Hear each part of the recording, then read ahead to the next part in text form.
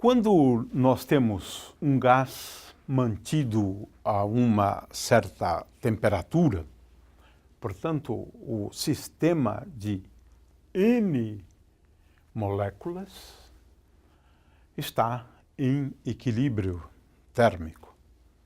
Essa temperatura vamos designar por T, a temperatura do sistema termodinâmico em equilíbrio.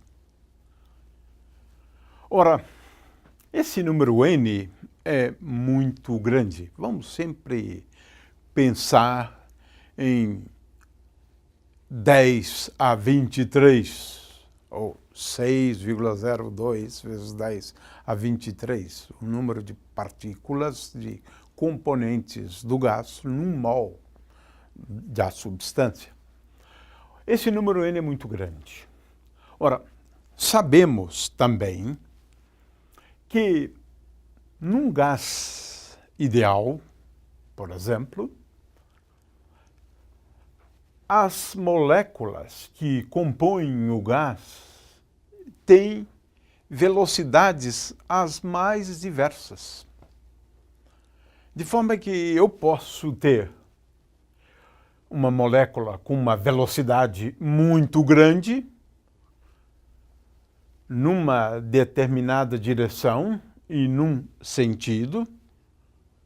Posso ter moléculas com velocidades muito pequenas também, com uma outra direção, num outro sentido, de forma que podemos falar de uma distribuição de velocidades. Vamos daqui a pouco introduzir melhor esse conceito, né? Ao falarmos de uma função de distribuição. Ora,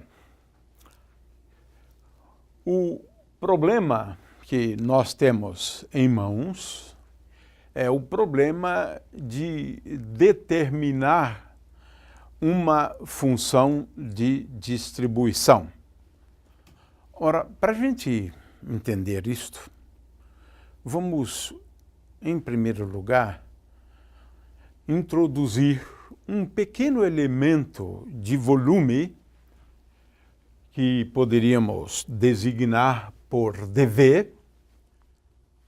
dV é um elemento de volume infinitesimal dentro do recipiente contendo o gás. É o elemento de volume do recipiente. É claro que o volume todo do recipiente podemos escrever assim: V é igual à integral de dV. Esse é o volume todo do recipiente. V é o volume do recipiente que contém o gás. Ora, esse elemento infinitesimal de volume, ele é definido da seguinte forma.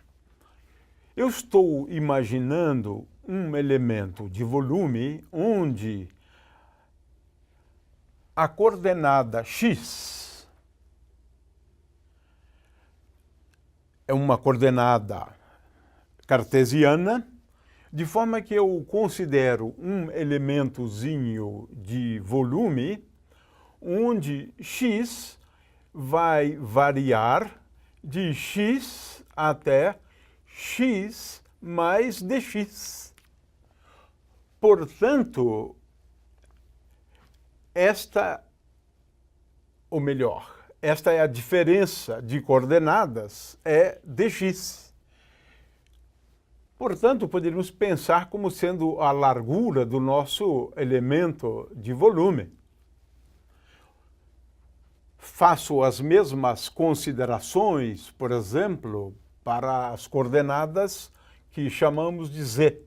As coordenadas z e z mais dz delimitam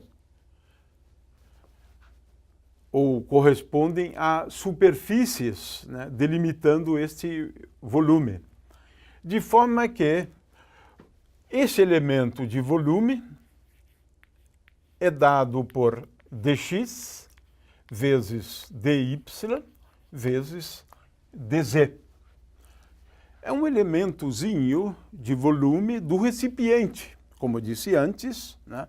E esse volume, ele é delimitado, né, pelas coordenadas x e x mais dx, as coordenadas y de y mais dy e a coordenada z de z mais dz. Então, é um elementozinho de volume, né? Poderíamos pensar aqui numa caixa, né? Numa caixinha, onde os lados dessa caixa têm dimensão dx, dy e dz. dz é essa altura aqui, a largura, e dy é a profundidade da caixa. Ou seja, estamos considerando uma pequena porção do recipiente, de tal forma que o elemento de volume dessa porção é um elemento de volume infinitesimal. dx é uma grandeza infinitesimal. dy também e dz também, muito pequenininho, o volume lá dentro. Agora vamos pensar também, né, numa molécula com uma certa velocidade. E vamos agora introduzir também o conceito de elemento de volume no espaço dos momenta. Às vezes a gente usa o plural de momentum ou de momentum como sendo momenta. O fato é que o nosso interesse agora é de, tendo em vista que a velocidade Vx pode variar de menos infinito, em princípio, até mais infinito, eu vou considerar um elemento de volume no espaço de velocidades. Poderia ser no espaço do momento também, mas no espaço de velocidade, de tal forma que eu considere nesse espaço de velocidades também uma pequena caixa. Ou seja, eu considero uma variação de velocidade de tal maneira que eu tenho aqui Vx e agora considere uma velocidade Vx mais dVx. Ou seja, no espaço de velocidades houve um incremento de velocidade de dVx. Posso fazer a mesma coisa para Vy. Eu considero esse intervalo entre Vy e Vy mais dVy. Posso fazer a mesma coisa para Vz. O fato é que agora eu vou introduzir um elemento de volume agora no espaço de velocidades, posso fazer também dos momentos, de tal maneira que introduzimos esse elemento de volume dado por dVx, dVy vezes dVz. Ora, usualmente, nós denominamos esse elemento de volume como sendo d3r, e esse elemento de volume, agora no espaço de velocidades, de d3v. Muito bem. Ora, vamos voltar agora, né, ao nosso conceito de espaço de fase. No espaço de fase, nós estamos falando da posição de uma partícula e do momento de uma partícula. Cada ponto, né, desses corresponde a um ponto no espaço de fase.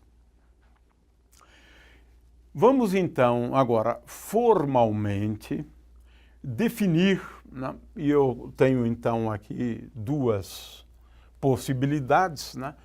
Eu posso definir um elemento de volume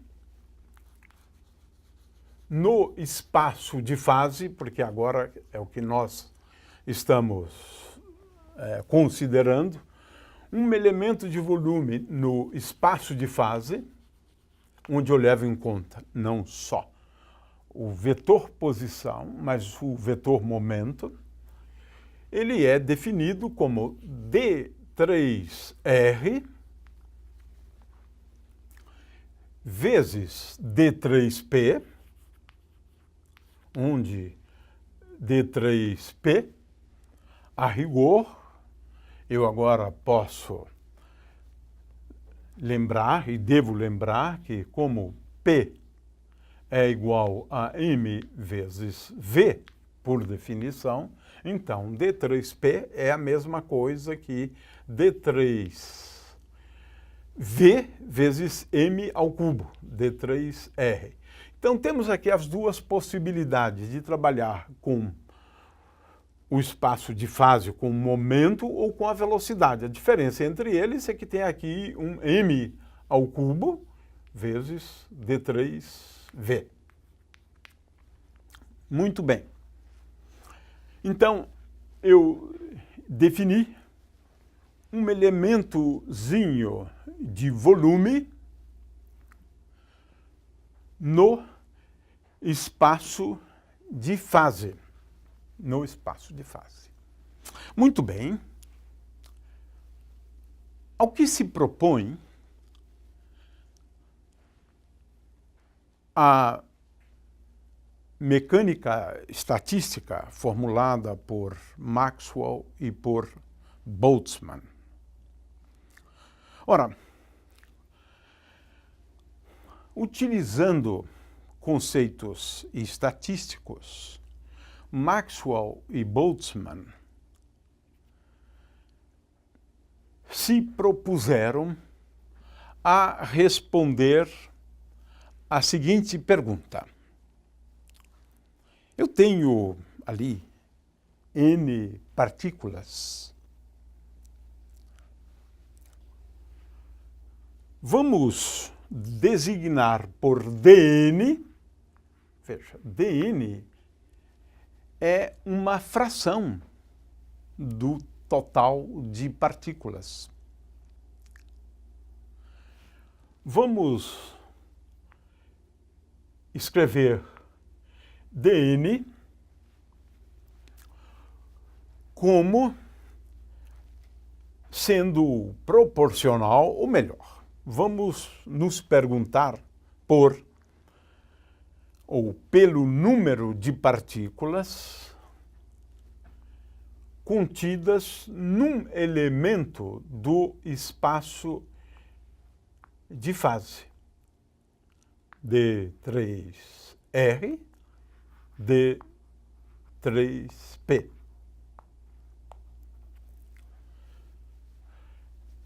Então, se eu considerar um elemento de volume no espaço de fase, não é no espaço físico. O espaço físico se refere a D3R. Né? Então, num elemento de volume do espaço de fase, nós queremos saber qual é o número de partículas que tem os seus momentos e velocidades de tal forma a que estejam naquele elemento de volume. Esse é o número dN de partículas. Vamos por um momento só, porque nós vamos depois pensar nisso em algum momento posteriormente, né? É claro que você sempre pode pensar, né, no número dn de partículas nessa caixinha, no espaço físico, tridimensional. Mas o que é mais interessante do que isto aqui é pensar nesse número infinitesimal, né? Porque esse elemento de volume aqui é um elemento de volume infinitesimal, né? Então, a pergunta que Maxwell e Boltzmann se dedicaram a ela, e vamos depois abordar estas questões das várias estatísticas, né? A resposta deles é a seguinte: é claro que o que nós vamos utilizar mais aqui é a energia daquele gás quando ele está sujeito a forças externas, a uma energia potencial externa, né? É claro que a gente pode formular isso aqui para levar em conta também as forças internas, mas para um gás ideal, a gente acaba desprezando as interações, né, entre as moléculas ou entre os átomos. De acordo com a teoria de Maxwell e de Boltzmann, esse número dn aqui, ele é dado por uma constante, vamos chamar essa constante, de E elevado a alfa, como consta aí na apostila, tá certo? Vezes E elevado a menos a energia, dividido por kT. Olha, quem é essa energia? Bom, essa energia, ela depende, no caso de um gás ideal, que não está sob a ação de forças externas, essa energia é igual a m vezes v ao quadrado, ou dividido por 2, né? Ou o que é a mesma coisa, p ao quadrado dividido por 2m. No primeiro caso, nós vamos lidar com esta situação aqui. Mas vamos também lidar, né, com uma outra situação na qual o gás, os seus constituintes estão sob a ação de um campo externo, né? Portanto, devemos associar a ele uma energia potencial mais U, que pode variar com R. Esses casos são mais simples, né? São mais simples. De forma que essa é a base para a distribuição de Maxwell-Boltzmann, como nós vamos ver daqui a pouco, né? Mas, por considerações estatísticas, de natureza estatística, esta teoria de Maxwell-Boltzmann provê uma resposta para este problema. Quantas partículas, ou número infinitesimal de partículas,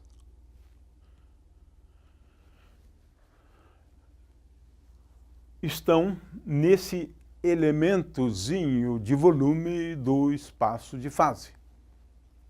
Ou seja, tem a sua posição entre x e x mais dx, como analisamos anteriormente, y entre y e y mais dy, z e z mais dz, e px entre px e px mais dpx, e assim por diante.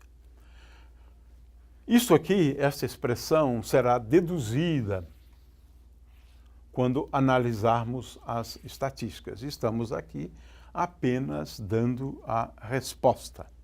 É claro que essa energia, como estamos vendo aqui, depende de P, né? E depende de R também. Né? Resta apenas dizer alguma coisa sobre esse parâmetro alfa, que está aqui, é uma constante. Né?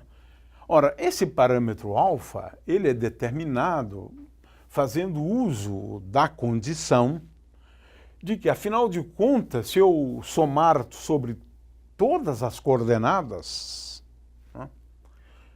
Agora estou falando das coordenadas do espaço de fase, somar sobre todos os R's e somar sobre todos os P's, é claro que eu vou encontrar aí o número N de partículas. Né? Portanto, N, agora entra aqui a questão do número N, e nós já levamos em conta aqui a temperatura. Né? Nós falamos de um gás, por exemplo, a temperatura T. De forma que N é igual a 1, é uma constante, E elevado a alfa, e agora eu tenho que efetuar uma integral múltipla. O que significa essa integral múltipla? Eu tenho que integrar D3R primeiro, e esse aqui é o volume V, né? E tenho que efetuar uma integral em P, D3P, de E é menos E de R e P, dividido por KT. Ora, em princípio, dada a dinâmica, dada a energia, eu sei efetuar esta integral aqui. Poderíamos chamar essa integral de I, e essa integral de I vai depender de KT, etc, etc. Vamos apenas chamá-la de I. Mas, dada a energia, eu sei determinar essa integral. Consequentemente, E elevado a alfa é igual a I, esta integral, dividido por N. Ou seja, N, o número de moléculas, em princípio, está contido aqui nessa constante, que estamos chamando de elevado a alfa. Muitas vezes a gente utiliza Z como uma outra notação, né? Z, função de T, é uma outra notação. Consequentemente, Z, né, é igual a I dividido por N. Então, aqui eu tenho as bases, né, para a formulação da teoria de Maxwell-Boltzmann. Vamos agora falar, então, da distribuição de velocidades de Maxwell-Boltzmann.